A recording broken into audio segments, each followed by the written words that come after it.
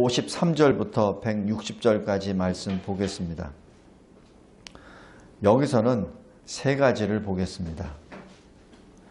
여기 153절 보면 나의 고난을 보시고 나를 건지소서. 여기서 첫 번째 질문입니다. 왜 우리는 하나님께 나를 건지소서라고 말할 수 있겠습니까? 하나님과 나와 무슨 관계가 있기에 우리가 하나님께 나를 건지소서라고 말할 수 있냐고요.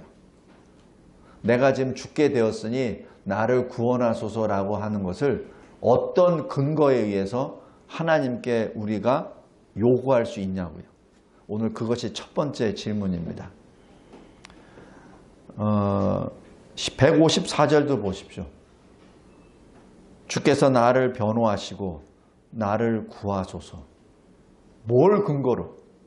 우리가 뭐길래? 도대체 우리가 무엇길래 하나님은 우리를 구원해 주셔야 합니까? 라는 질문입니다. 그것을 오늘 찾아보겠습니다. 이사야서 43장 보겠습니다. 이사야서 43장.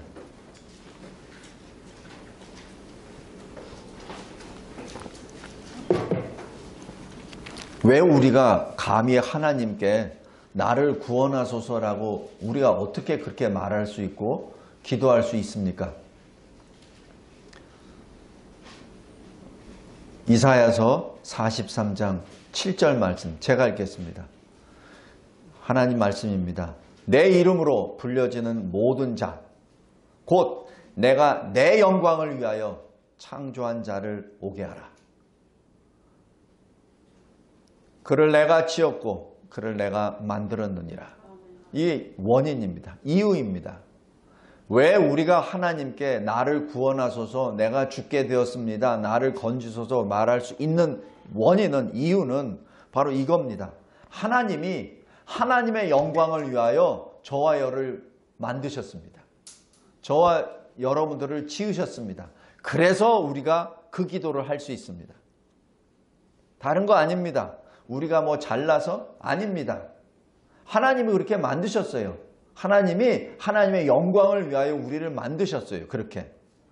그래서 우리가 하나님께 기도할 수 있는 겁니다. 자, 우리 예레미야 1장 보십시오.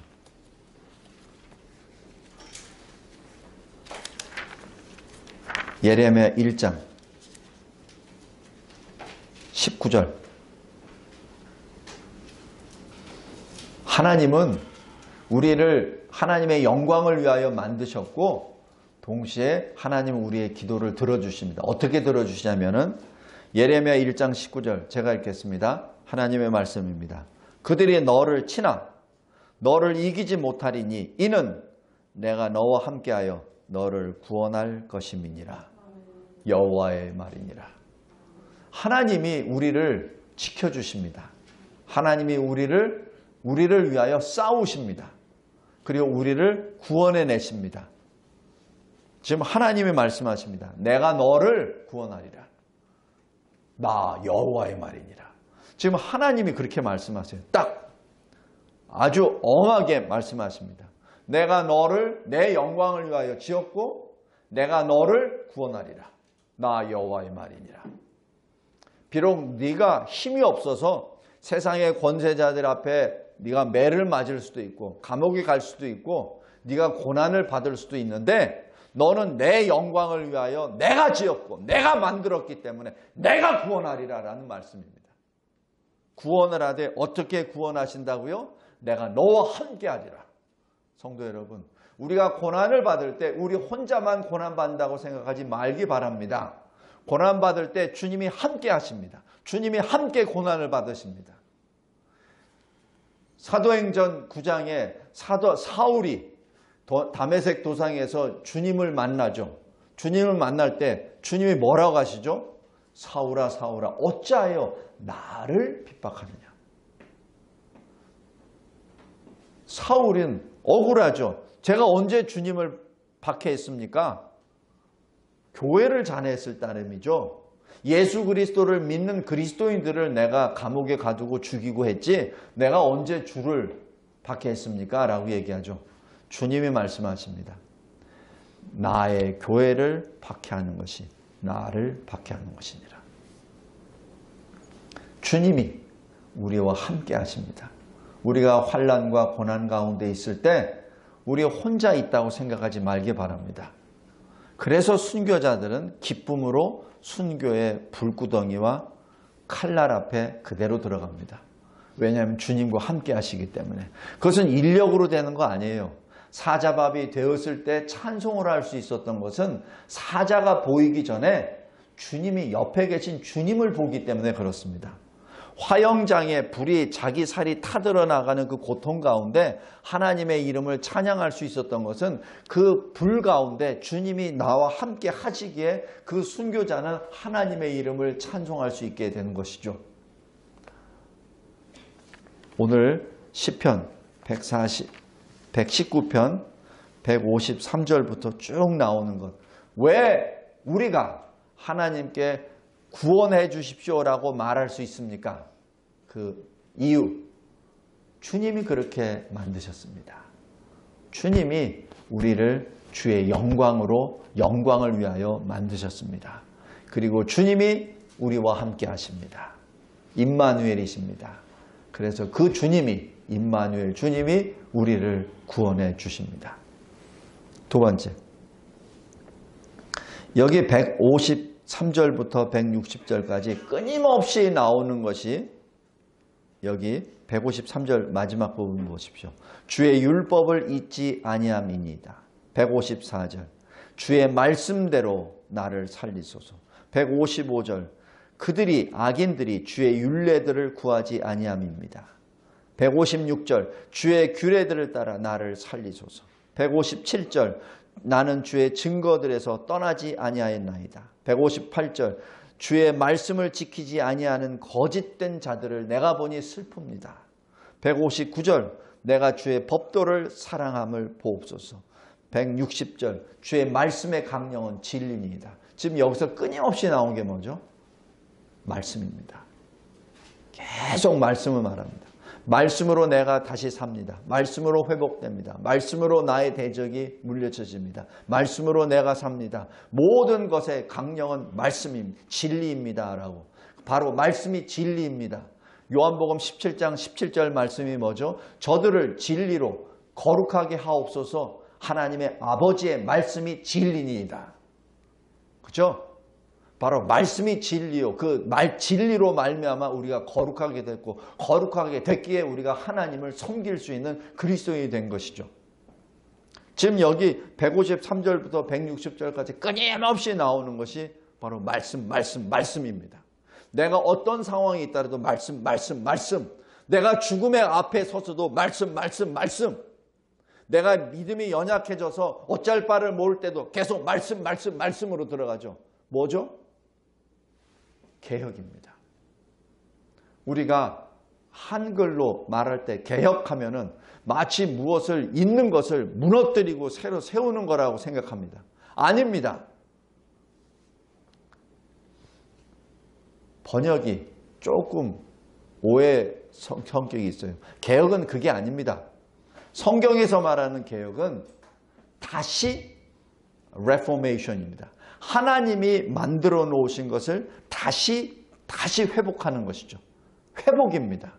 어떻게 회복하냐고요? 말씀으로.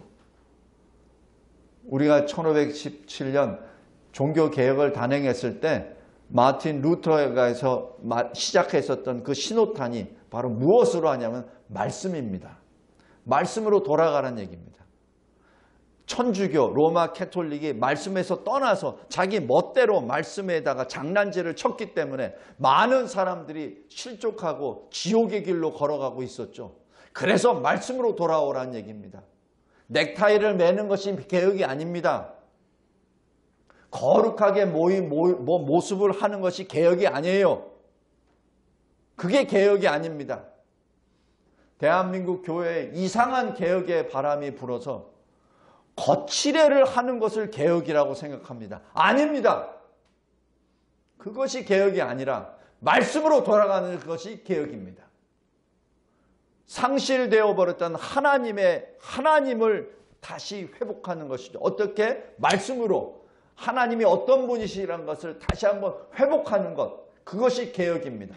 하나님이 우리에게 무엇을 행하셨는지를 정확히 깨닫고 그 깨달음에 따라 내가 그 은혜를 받은 하나님의 백성임을 확인하고 주님을 따라가는 것. 그 개혁이죠. 그 근거가 뭐죠? 말씀입니다.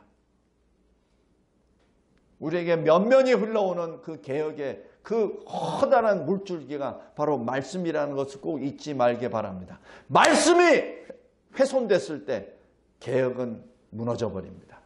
말씀이 훼손됐을 때 교회는 무너집니다.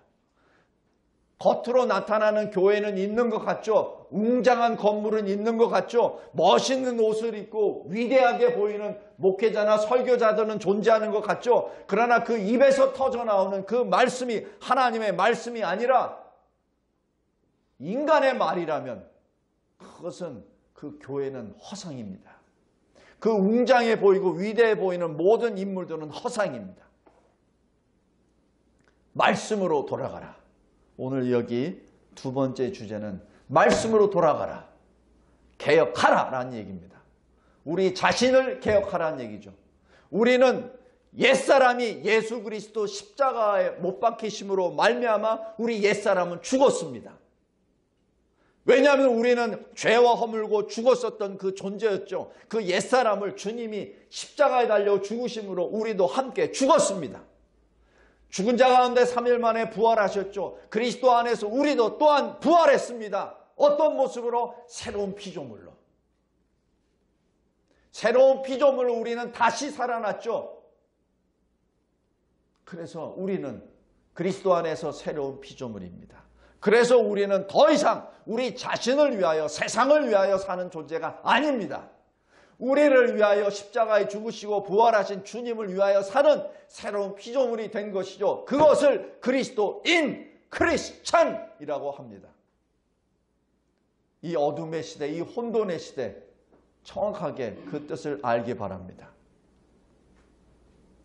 우리 교회 사이트에 가끔 개혁주의라고 해서 들어와서 보고 가는 분들이 있어요.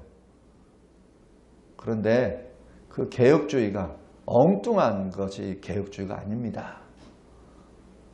용어를 이렇게 쓴다고 개혁주의가 아니고 외모가 어떻게 한다고 개혁주의가 아닙니다. 하나님의 말씀이 되는 그 현장에 그것이 바로 개혁입니다. 그것이 레포메이션입니다. 하나님이 만들어 놓으신 것을 우리가 겉돌다가 다시 돌아가는 것이 레포메이션 개혁입니다. 세 번째 주제는 여기 158절입니다. 주의 말씀을 지키지 아니하는 자. 주의 말씀을 지키지 않은 자가 뭐죠? 거짓된 자. 거짓된 자가 누구죠? 사탄의 무리들입니다. 사탄은 뭐죠? 옛뱀, 마귀, 세상을, 만국을 미혹해 하고 하나님의 백성들을 참소하는 자, 거짓말하는 자, 그들입니다. 어떤 것에 대하여 거짓을 하죠? 하나님의 말씀에 대하여 거짓말을 하죠. 158절 잘 보십시오. 거짓된 자가 뭐 하죠? 주의 말씀을 지키지 않습니다. 그러니까 거짓말하죠. 우리가 그리스도인으로서 가져야 할 마음은 거짓말하는 자들에 대한 분노가 아닙니다. 그들을 향한 예수의 마음을 품으란 얘기죠. 예수님이 십자가에 못 박히신 다음에 주님이 기도하시잖아요. 하나님 아버지, 저들을 용서하소서. 저들은 지금 무엇을 하는지 모르고 있나이다. 그것이 예수의 마음입니다. 구원을 받고 안 받고는 하나님의 뜻입니다. 우리 소관이 아닙니다. 우리가 해야 될 것은 예수의 마음을 품고 저들을 위하여 슬퍼하는 것이죠. 세 번째 주제, 사실 저는 개인적으로 이것이 참 잘 안 됩니다. 저에게는 아직도 분노가 앞섭니다. 그러나 말씀이 명하십니다. 분노가 아니라 슬퍼하라. 그들을 위하여 기도하라. 오늘 말씀, 이 시편 이 말씀, 고난을 우리가 고난 가운데 있을 때 구원하소서라고 할 수 있는 원인은 우리는 하나님의 영광을 위하여 지음을 받은 존재입니다. 두 번째, 우리는 하나님의 말씀으로 돌아갈 때 하나님이 우리를 기뻐 받으시는 개혁이 일어납니다. 세 번째, 우리는 하나님의 말씀을 따르지 아니하고 거짓말하는 자들을 향하여 분노보다 그들을 위하여 기도합시다. 기도하겠습니다. 하나님 아버지, 감사하고 감사합니다. 하나님이 저희에게 주시는 이 시편 말씀이 참으로 깊습니다. 참으로 엄위합니다. 그리고 참으로 은혜롭습니다. 하나님, 이 말씀을 붙잡고 오늘도 일어나게 하옵소서. 두려워하지 않게 하옵소서. 어떠한 악한 무리들이, 수많은 무리들이 애워싸고 우리를 공격한다 하더라도 우리와 함께 계시는 주님이 막아주시고 싸워 이겨주시기에 우리는 다음 대의 평강의 마음으로 주 앞에 섭니다. 감사합니다, 주님. 이 마음 주심에 감사하며 오히려 우리의 원수들 앞에 그들을 위하여 슬퍼하며 그들을 위하여 기도하는 믿음을 주심에 진심으로 감사합니다. 이 모든 것 말씀으로 돌아가라는 주님의 명령에 순종하는 우리의 인생이 되게 하옵소서. 이 대한민국을 말씀으로 다시 세워 주시옵소서. 우리의 자손들이 마음껏 기쁨과 자유와 은혜 가운데 예배를 드릴 수 있는 거룩한 이 땅이 되게 하옵소서. 주 예수 그리스도께서 다시 오시는 그날, 그때 잘했다 칭찬받는 자랑스러운 대한민국과 교회가 되게 하옵소서. 예수 그리스도의 이름으로 기도드렸나이다. 아멘.